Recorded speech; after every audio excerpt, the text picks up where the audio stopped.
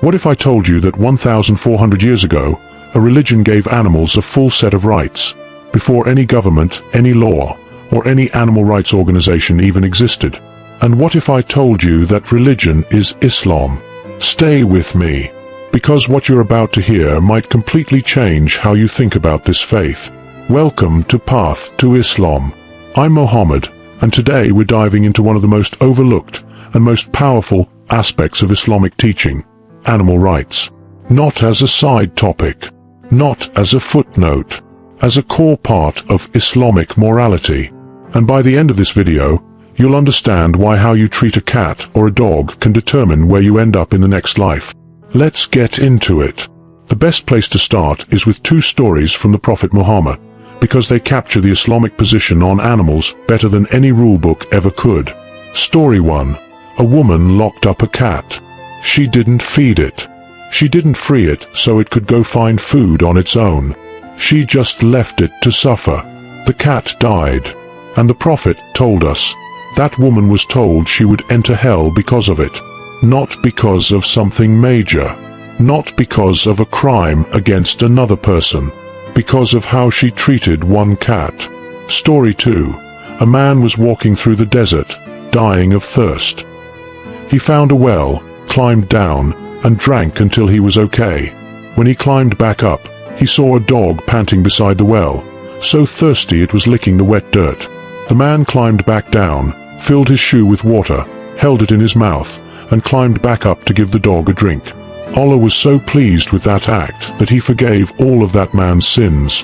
One act of cruelty to an animal, hell. One act of kindness to an animal, paradise. That's not a small thing. That's Islam telling you, how you treat the voiceless matters deeply to God. So what does Islam actually protect? Let's go through the main rights Islam established for animals. Right number 1. Food and water. If you own or are responsible for an animal, you must feed it and give it water. That woman's story makes this very clear. Neglect is cruelty. Right number 2. No overworking. The Prophet told us not to load animals with more than they can carry. He even told companions not to use their animals as chairs while standing around talking, because that's unnecessary strain. Right number 3. Rest. Animals must be given rest when they're tired.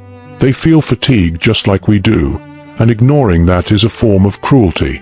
Right number 4. A merciful death. This is where the halal slaughter system comes in. If you're going to slaughter an animal, Islam requires the blade to be sharp, so the cut is fast and causes minimal pain. The animal cannot be slaughtered in front of other animals. The knife cannot be sharpened in front of the animal. Every detail is designed to reduce fear and suffering. Right number 5. No killing for sport. The Prophet cursed those who use a living creature as a target for entertainment. Hunting for food, fine.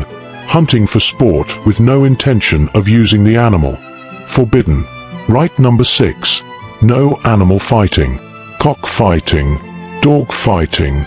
Any form of pitting animals against each other for entertainment is prohibited in Islam. Centuries before modern law touched it. Right number 7. No branding on the face. The Prophet prohibited marking or branding animals on their faces. Even necessary practices had to avoid causing pain to the most sensitive area. 7 rights. All established over 1,400 years ago. Now you might be thinking, why does a religion care so much about animals? The answer is in 2 of Allah's names, Al-Rahman and Al-Rahim. The most merciful, the ever merciful.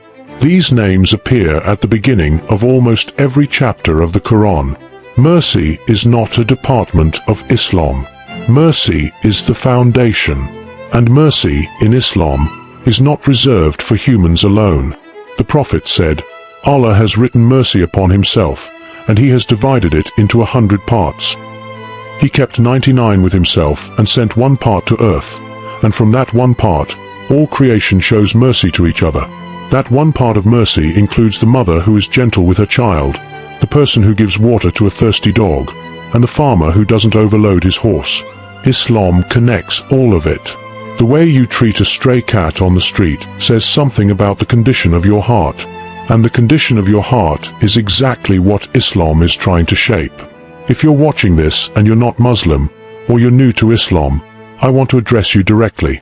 The Islam you may have seen in the news, on social media, or even in your neighborhood, it doesn't always look like what I just described. And I understand that. But this is the Islam the Prophet taught.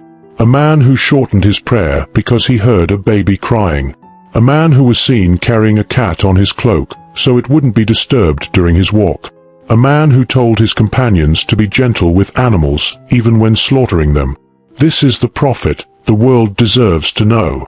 And if this surprises you, if this doesn't match what you expected from Islam, I encourage you to keep going deeper. Because every layer of this religion reveals more compassion, more wisdom, and more beauty than the layer before it. So here's where we land. Islam gave animals a Bill of Rights 1,400 years before the modern world thought to do the same. Not as a political statement, as a spiritual one. Because in Islam, the way you treat the powerless is a direct reflection of your relationship with God. A cat, a dog, a camel, a bird, they all matter. They all have rights. And you will be asked about how you treated them. If this video opened your eyes to a side of Islam you didn't know, share it. Leave a comment below telling me which part surprised you the most. And if you want to go deeper into Islamic teachings like this, subscribe to this channel and check out Path to Islam. The link is in the description. I'll see you in the next one.